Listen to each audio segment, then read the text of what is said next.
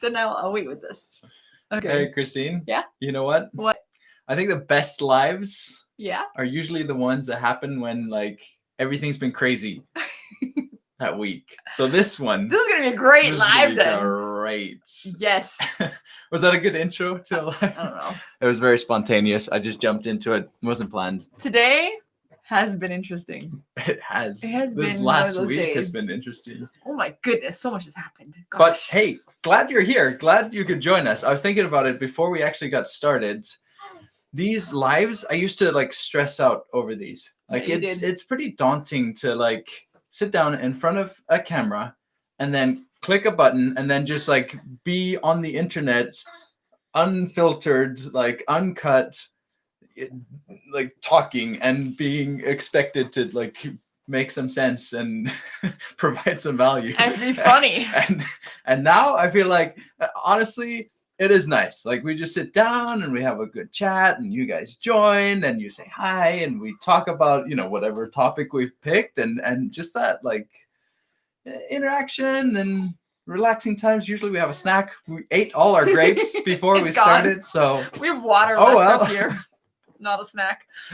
But actually, it's been a pretty crazy last couple of weeks. Our house is for sale. Yeah. If you want to buy it, let us know. You're thinking about moving to Denmark. Who's here, by the way? Let us know. Say hi and drop a comment. And we figured out that, YouTube told us that we can pin a comment at the top of the online chatting thing. So, hey, we wrote something. Please read it and participate. No, I'm excited. New stuff is happening. And you can be excited for us as we like learn how to navigate this YouTube landscape. I still feel like we have so much to learn. Yeah, we got two people. Hi, Cecilia and Emily. Oh, she needs this topic. Actually, thank you. Yeah, it's a good segue. Oh, what you were saying as your intro thing that we hadn't talked about at all about how, what was you saying? I forgot about it.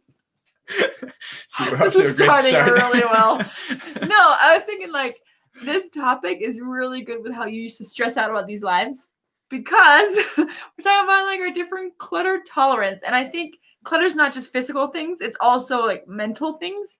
And I didn't used to stress out about our lives like nearly as much as you did. Nearly enough. Nearly enough either, maybe.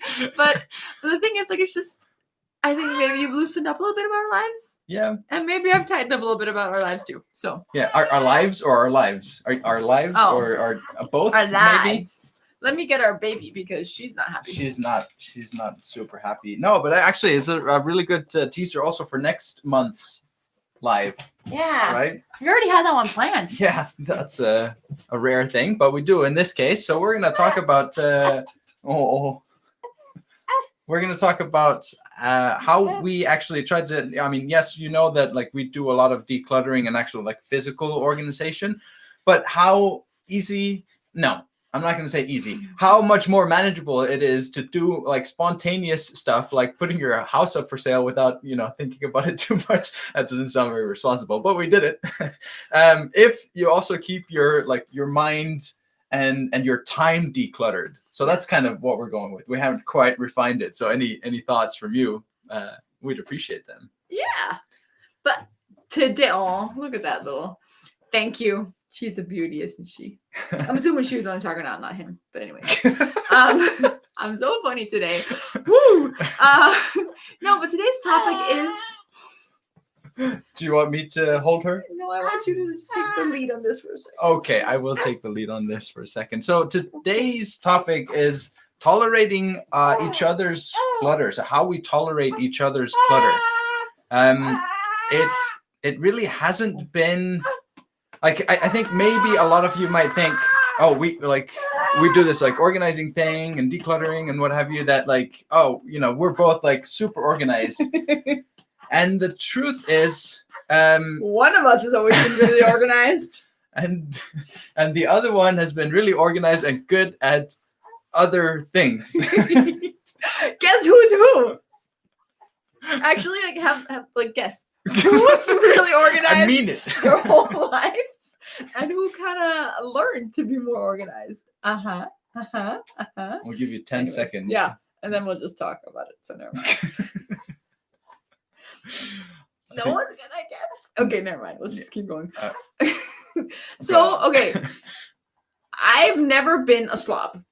I just want to like point that out. I've never been a slob. Like my room has always been organized, maybe not tidy, but like I knew where things were and it never got nasty.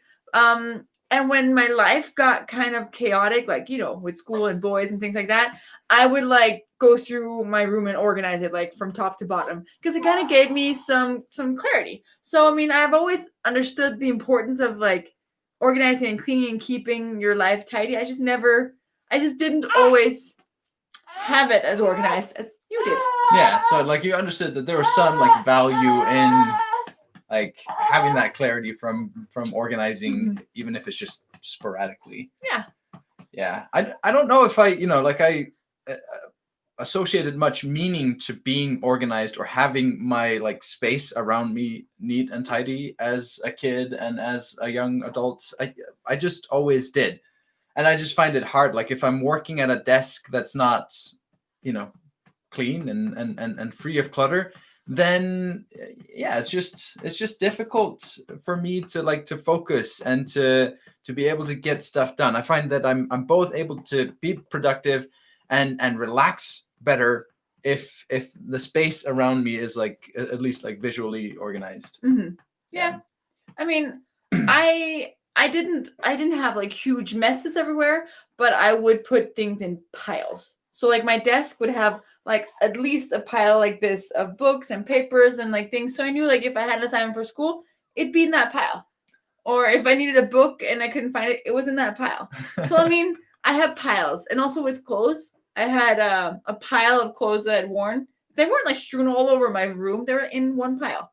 Like, so I had a lot of piles, both growing up and as like a young adult. That's a form of organization. It is a form of organization, but I just think like tolerating clutter like that, you wouldn't have tolerated that probably in not. your surroundings. No, I mean, whereas it was completely fine for me. I didn't have an issue with it. No, if there are any piles of anything anywhere in my room, like I'd struggle with that. I had Emily is saying she organized her books by color as a child.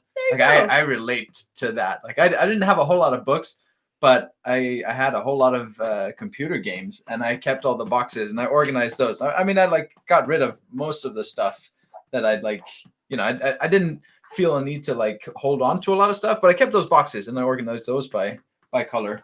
And like we model airplanes. Yeah, we should joke around with the model airplanes. Joke around. It's not funny really, but like I used to have these model airplanes, and they all had like a very nice and organized setup, and it was all like very tidy looking.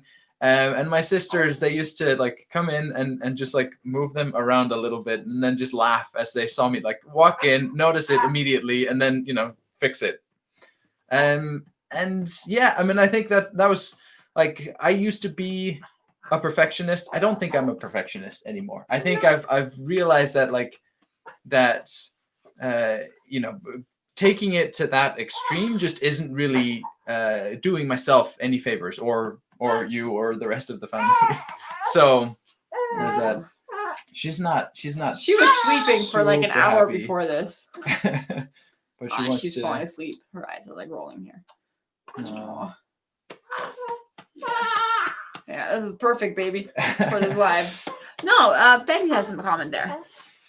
My husband always appeared more organized because he just had less stuff. I'm organized, but I have too much stuff. I think that's a really good point, and very astute to notice that, because I think the reason that we talk is, I think decluttering is often very associated with like minimalism. We don't identify as minimalists. I mean, some people might call us minimalist. I don't think we are. But the idea that like decluttering just makes it so much easier to stay organized. Like so getting rid of stuff, not holding on to too much stuff, makes it easier to kind of stay on top of things. So you can get away with not being as organized, but still kind of coming across as being organized. So it's a good point. Exactly. I just also think like depending on your size of your home, like having more stuff just makes it harder to stay organized and make it look like you're organized. Yeah. So I mean, I get what Shields was saying there. Like she just has more stuff, so it doesn't look like she's as organized. Like I remember our first apartment. So like we got married we moved into a tiny, tiny, tiny apartment. What's it, 38 square meters? What's that in feet? I don't know. Hey, Google, what's 38 square meters in square feet? 38 square meters is equal to 409.029. 400 square feet, just over Yeah. 400 square feet for the two of us, and actually for for our Marcus, first baby too. Marcus for a little bit as well. That was fun. a good time. No, but I mean, we moved in there, and like I remember you like asking me like, "Oh, hey, where's this or where's this?" And I would always be like, "It's on the third shelf." I mean, I was home more because you were at school, especially when I was on maternity leave. I was home all the time, but it wasn't a very tidy apartment on the inside the cupboards and stuff. No. Like, we kept it pretty tidy outside, but like inside the cupboards, it wasn't tidy. It wasn't organized. No, and I think that was just us, because I went through a phase where like I was away from home, living with my peers, and realizing what real life was really before we got married. before we got married. Living with a bunch of guys my age, I realized like I was a weirdo, like wanting to keep my stuff organized, and that I think increased my tolerance for clutter. At least, I just kind of like decided to hone in on, okay, here's a tiny little space that I can kind of control. I'll keep that organized and just learn to live with the rest of it. So, I think that was part of the journey. But I think I also like, while I was still organized, I kept my time organized. At the time when we got married, when we moved in together, I think I was at a point in my life where I wasn't like super like worried about that kind of stuff anymore, and not compared to like how I was when I was a kid. Mm-hmm. And then you have kids and you realize, whoa, and then you're living in a tiny apartment and you're like, whoa, and you realize this is not sustainable. Yeah. How about you guys? Like, we've talked a lot about us. How are you guys growing up and like in your young adult lives? Like, were you super organized? Were you kind of middle? Were you like not at all? Like, where were you guys at? Let us know. Yeah. And if you're married or you have a significant other, then where do they rank on the spectrum as well? Yeah. To you. Yeah. Exactly. Because like I said, our first apartment, like one of the first things I like noticed after we moved in together was the shoes. Like, we had a tiny apartment, walked in, I put my shoes by the front door because that's kind of what I've always done. And I remember you very early on being like, "Oh, Christine, can you please put the shoes in the closet, like in the cupboard here?" He just really wanted them out of the way. And I was like, "Sure." I mean, it wasn't an issue for me to put them away. I just didn't always remember to do it. Whereas it was very important for you to have them not there cluttering up the floor. Yeah. I think it was much more like a thing with like just practicality, that you'd like literally be tripping over the shoes because it was such a tiny apartment, like when you leave the house or when you walk in. So making life a little bit easier, I think that was more important to me than the idea of like things having, or at least I hadn't connected the two, that things having a home and us like assigning things a home and putting things where they belong when we're done using them. Like it's a simple like mindset that like once you kind of like grasp onto that idea and start applying it, and you do it gradually, but once you get there, then it's like you're gradually making it easier for yourself to just keep your home free of clutter. Mm-hmm. Yeah. We weren't there at that point in our lives, I think it's safe to say. Not at all. Not at all. Did you have any issues like when we got married? Like, any things that you noticed, like, "Oh, Christine, that was just too much of a slob. Like, that was just, that really bothered me," or something? Can you remember anything? No, I mean not specifically with regards to you. I think one of the things that like I do remember bothering me, but also do remember feeling like, oh, I just hate it so much that I don't want to do anything about it, is the dishes and like cleaning up after dinner. Yeah. That was just, I mean, come home after a day of work or school and you relax, you sit down. As soon as you sit down, it's like, oh, okay, now we're relaxing. And then you don't really want to get up and do any sort of work the rest of the day. And I don't know where we would have ended up if we hadn't gotten a dishwasher at one point or another. Maybe we wouldn't have this whole channel because we're just headed down some other like fork in the road and ended up somewhere completely different. But yeah, I mean that's what I remember from those times. It's interesting because like that bothered you, like the dishes. I remember there being dishes. I do remember that. But I don't remember it really bothering me. Like what bothered me was like, we need to do it at some point, But it didn't bother me. Like I could sit down, like our tiny apartment was like the kitchen was here. There was like a tiny space where we had a little table and then we had like our couch. So we could see the kitchen from our couch when we sat and watched TV. Yeah. And I could easily sit down and watch TV and not be bothered by the dishes that were there. And you couldn't. I mean, they were in the back of your mind the whole time. I could like block it out. Whoop, fine. I'm doing this now. Deal with that later. Yeah, I think that's. I mean, and I to be honest, like we made it. No, I think we moved past that because I do remember being able to just like relax, like or ignore it sufficiently to relax. Another thing, making the bed. I never did that. I've always made my bed ever since like I was a kid. I could never leave for school in the mornings without making the bed. And usually, fortunately, you're the one that like gets up earlier, so I'd make the bed when I get out of bed. But I did also realize that like, hey, this isn't a thing for you. Nope, this isn't a thing. No, I mean, I would always make the bed whenever I'd have company come over, but that's it. I mean, especially in that 400 square foot apartment, it's like you can't. You literally like people walk in and it's like they're almost in your bedroom and kitchen and living room at the same time. Yeah. No, but I always sorry, Mom. Like my mom tried. Like I remember for Christmas I got like sheets to like make your bed with and make it look nice and like throw pillows and stuff. I got that for Christmas all the time. I think she was trying to like hint something to me. But no, I'm making my bed. That's something I did. Yeah. When I was having company come over. Maybe when they were in the house I'd say, oh, I'll be right down. And then I ran up and made my bed and then, that'd be it. So, yeah. So if you've just joined us, we're talking about tolerating each other's clutter and how we tolerate, basically each other's clutter, having different tolerance level for clutter. It's not a simple thing because, I mean, we do learn and grow and we adapt to each other. Mm-hmm. We have a couple of comments before we move on. Yes. So Cecilia, not at all, but my husband made me a lot more organized and my sister, of course. Oh. And Emily, I can't stand visual clutter. My husband likes to see his belongings. He is very out of sight, out of mind. And I think there's so many nuances to like both your tolerance and to how you organize and how you perceive things being organized or cluttered. Exactly. A lot of people, it becomes like a very visual thing. Like if you can see it, then it's like, oh, even if it's like very neatly organized, you could have like, clear containers. I was talking to someone about this last week at football, as you do.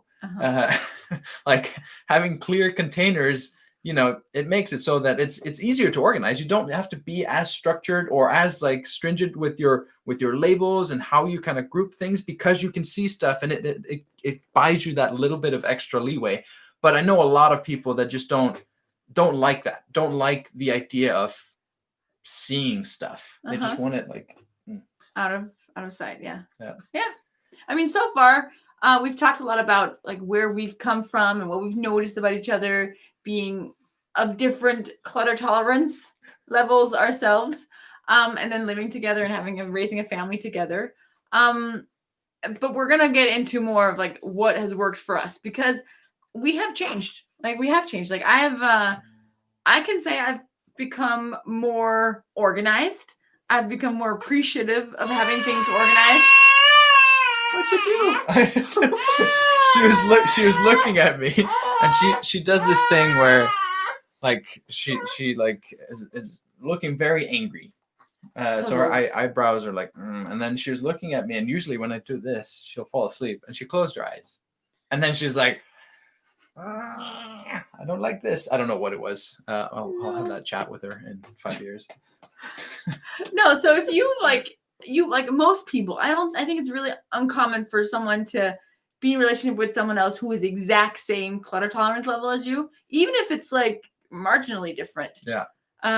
It might be hard to find someone who's like two complete different ends of the spectrum being together without killing each other. Maybe happens, but I think everyone has like different tolerance for different types of clutter. Yeah, and you definitely do adapt. Mhm. I mean, I think that I've adapted to, like I spoke of having kids earlier and all the stuff that they bring. Like, I remember feeling like, if there were toys out and about, like, that would annoy me. But not so much anymore. No. Like, I mean, I've reached the point in my life where I'm happy enough to let my kids play. Oh, that's good. We have 4 kids now. No, but I think part of that is also just knowing that it doesn't take very long to tidy up, to clean up. And I think that comes back to like actually having a good system. It comes back to, making sure that the kids kind of know what's expected, that they don't play, bring everything out and play with it and then just leave it before, going on to something else. I think there are a few things that need to be in place, and then like having toys out in the living room or in their bedroom, doesn't really seem like as big a deal. Yeah, I'm gonna say something to that. But I mean, if you guys have anything that works really well for you, then please share them as well, because we would love to share those with the rest of the world as well by reading your comment out loud. So please write that as you listen to what we're saying here. Yeah. But what you were saying there with having systems in place, like I think one thing that really works well for us and has helped us survive. We've been together for 11 years now. Well, 12 years we've been together, but we've been living together for 11 years now. And it is having that conversation, like addressing the issue, being like, hey, there is this, what are we going to do about it? Like, this bothers me. What should we do about it? And then coming up with a system. So for example, with the toys, like what we've decided a few years ago, not that many years ago, but a few years ago, is to like, we're going to pick the toys up before we go to bed. Well, the kids are going to pick them up before they go to bed, and probably before nap time as well. So we know in our minds, if they start bothering us, that in 2 hours, this will be cleaned up.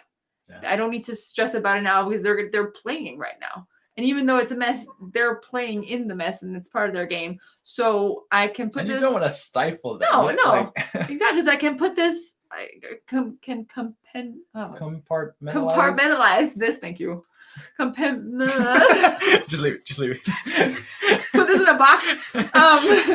Because I know it's going to get handled. Like, and I can like assign that away because it's going to happen. And then you can think about something else. Yeah, absolutely.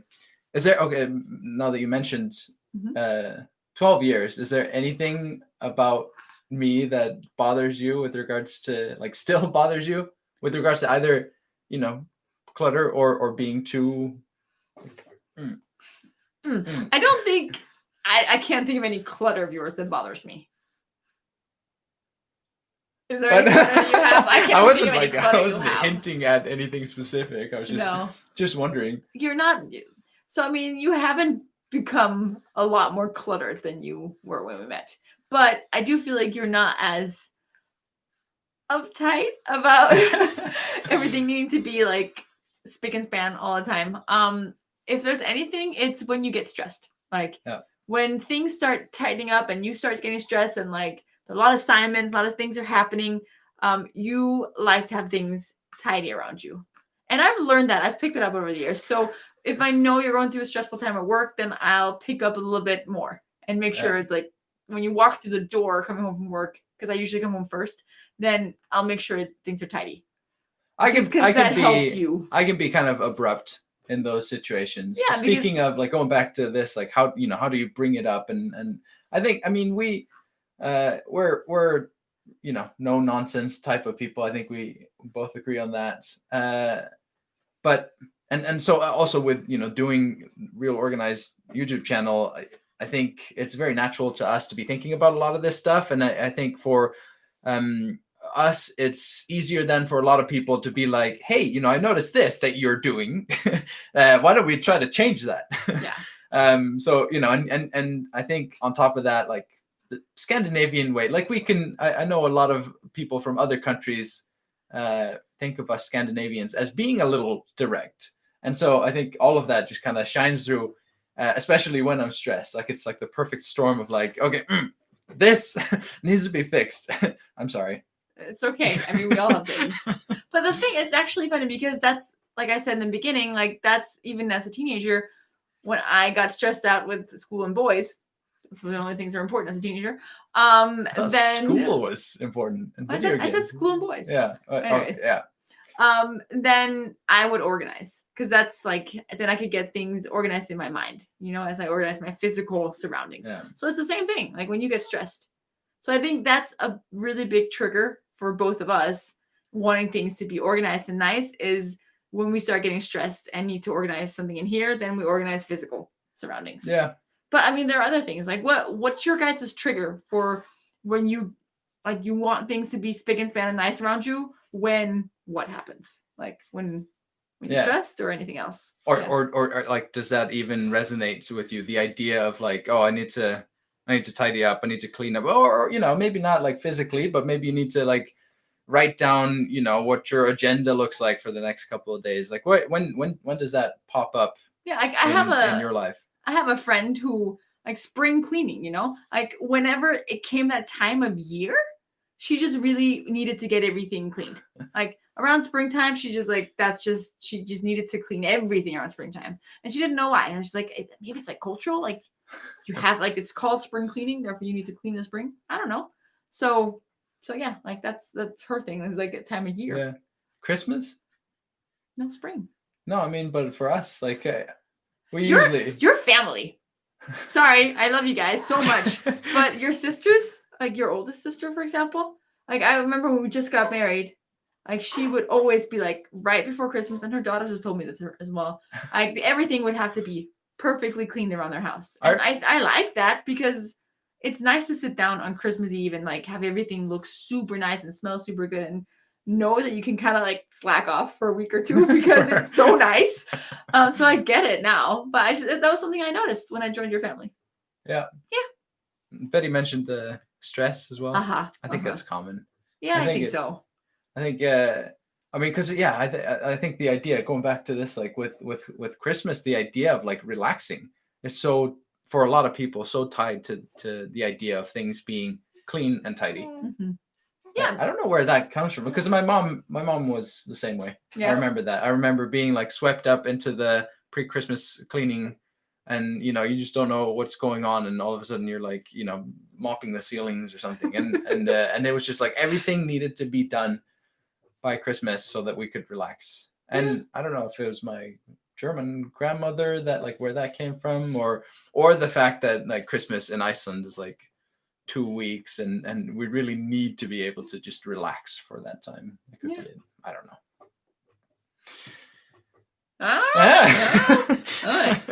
Should we talk about like some insights? You know, like we don't want to make these lives like too preachy. Teaching. Yeah. But we really like them be like if you guys interact as well and like hear from you and learn from you as well. Yeah. So please chat along if there's something, and if you have like something funny to say too. I like that. I'm in that kind of mood today.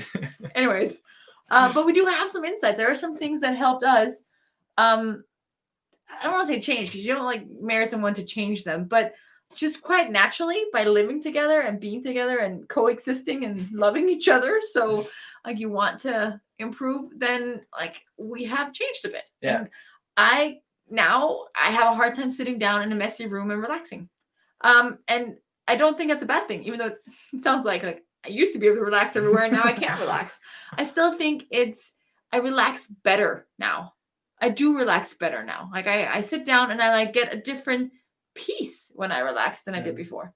Yeah, and in the mornings as well. I feel like that's one of those things that we keep bringing up because it is so real. It's so like I feel like mornings are probably the most stressful time. I don't know if it's just us. I don't think so. I think it's pretty normal. Like you wake up and I you know, I'd like to think that there are a lot of people out there that feel the same way as I do about like wanting to sleep as long as possible, and then you know you get up and like, oh, you have to get the kids ready and get lunches and make sure everybody has their stuff for school and PE and what have you, and like oh yeah, and kids need to eat as well. Breakfast, I I think guess, they do, is yeah. important. But yeah, so like anything that you can do to like make sure that your house is nice and tidy and things are kind of where they should be when you get up in the mornings to make things just a little bit more streamlined. I think That's good. yeah. Yeah.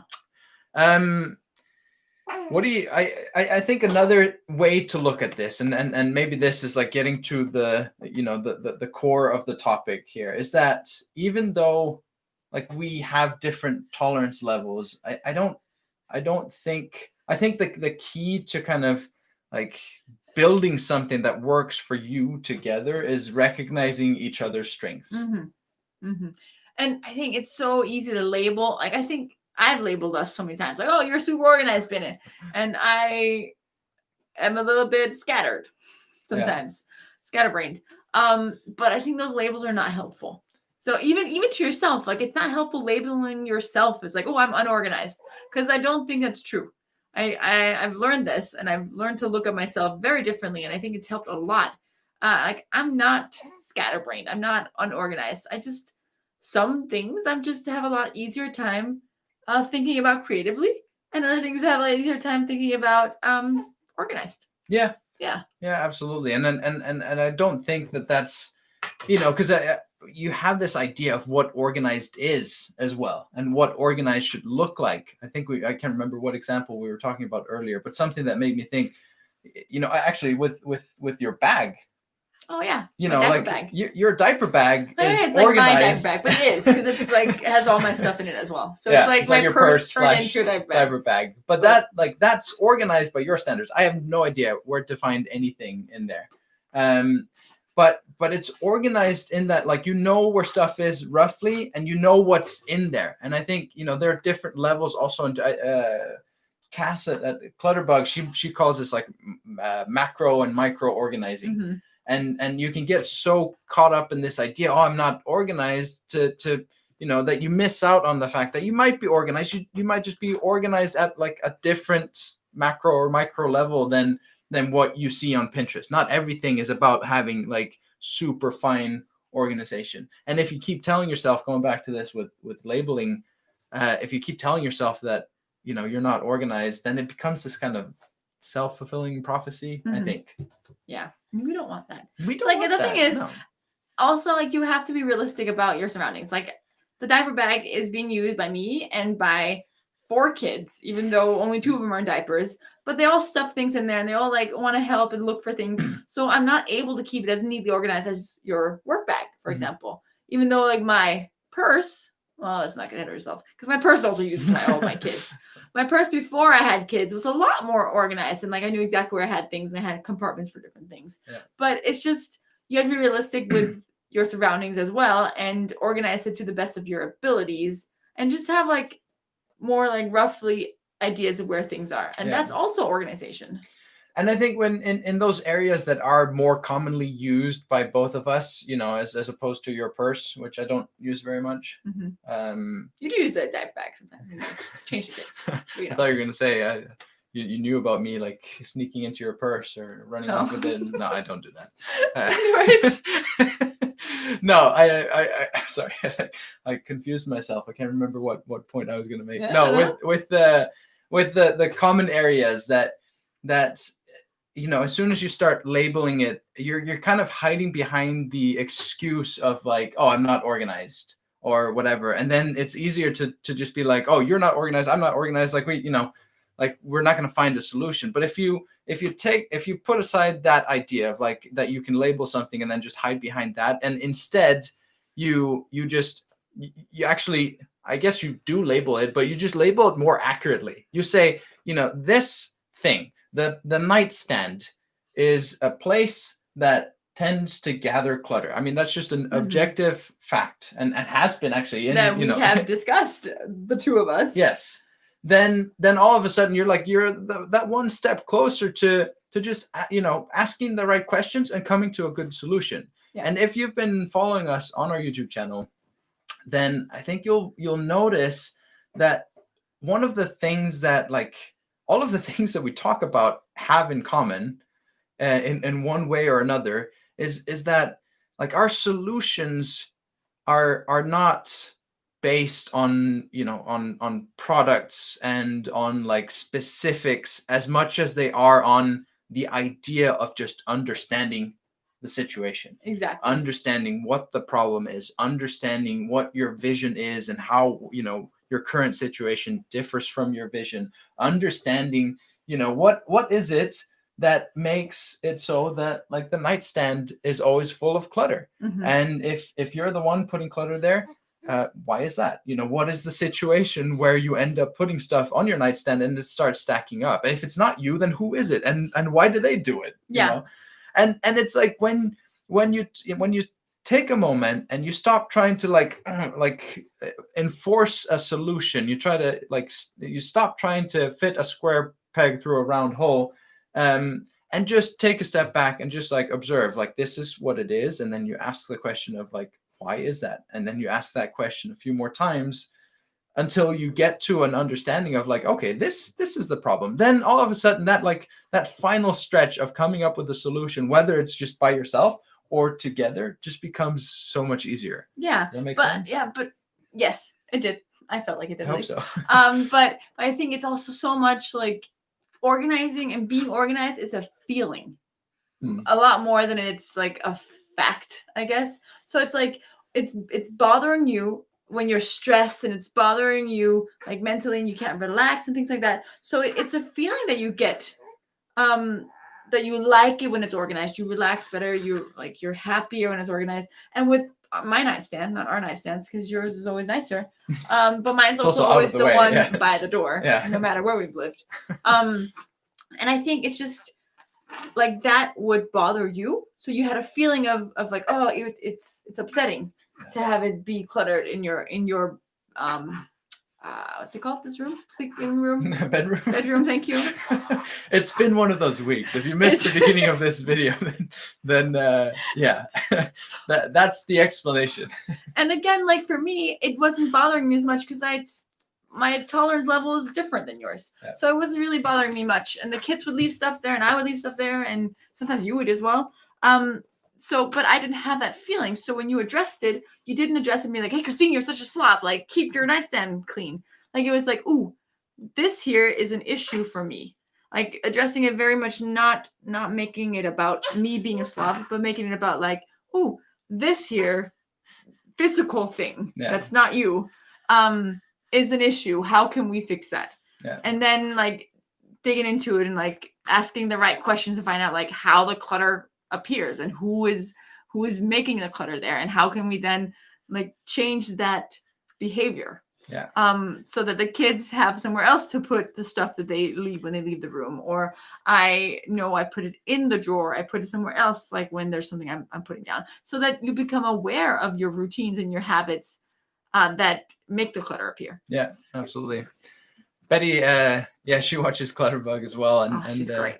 Yeah, it's just it's difficult to micro organize a busy house with loads of family members. And this idea, like, aim for good enough.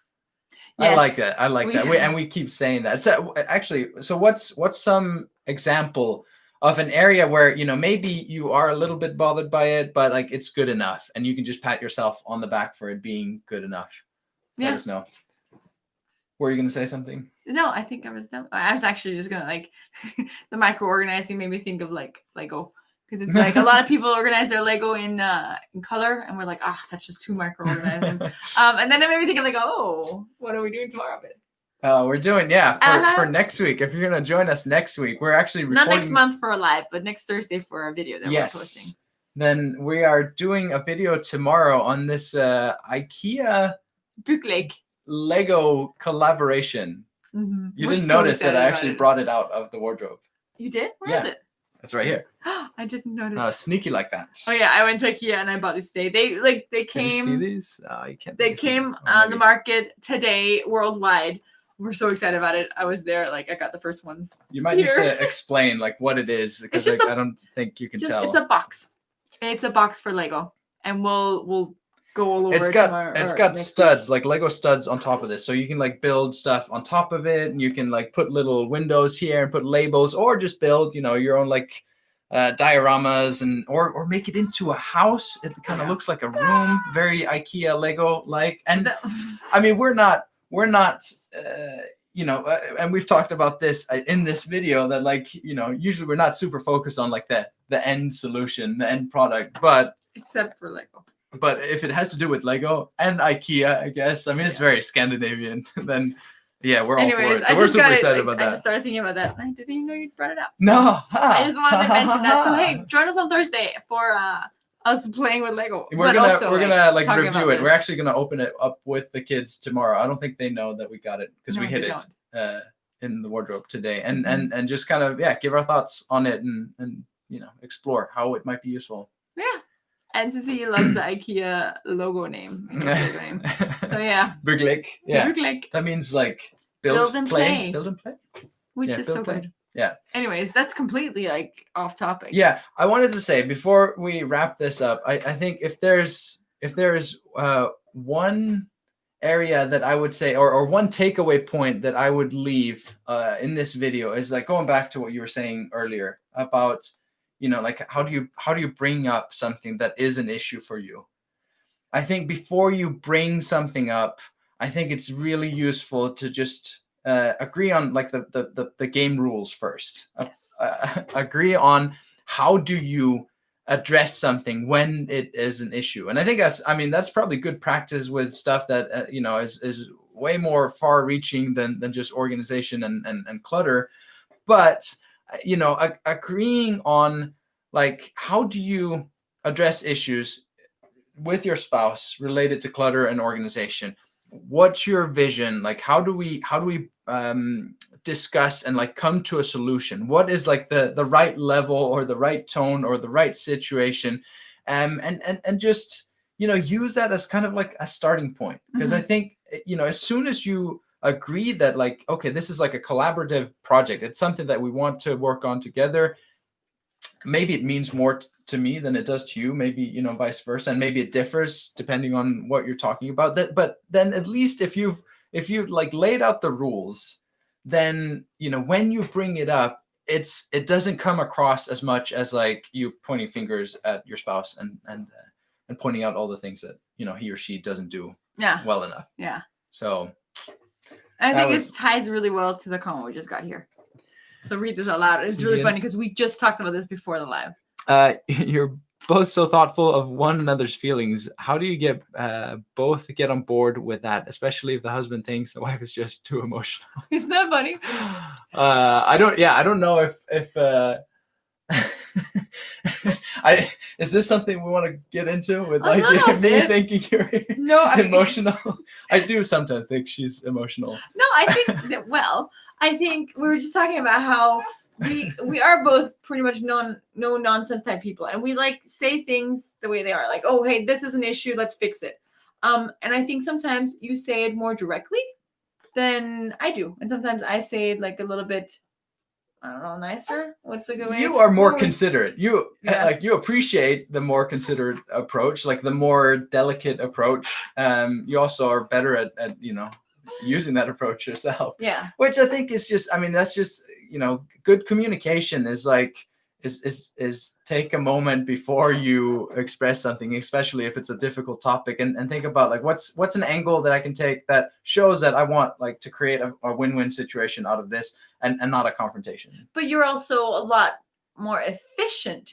No, I'm actually serious here. Like, and I think that's how we get past that. It took me a while. It took me a while, and it probably took you a while as well. But I've like learned to like, when you say something, it's not like every time you say something, you're rubbing it the wrong way. But when you say something and I'm like, that could be kind of like a little bit like, that's not as nice or something, then I think back, is this maybe like something he's saying to be efficient, to like, let's get this figured out, let's get this done. And then I'm like, like it does make sense that way. So I try and like apply that filter before I get hurt. I think we talked about this, and I don't know if this is CDN or Tiffany, CDN's mom. But we were talking about this last time as well with the and I think this was one of the things that like even after the live, we got a lot of comments from people that just like saw the live afterwards, and they were like, oh, this idea of, these are the facts. This is like the objective truth.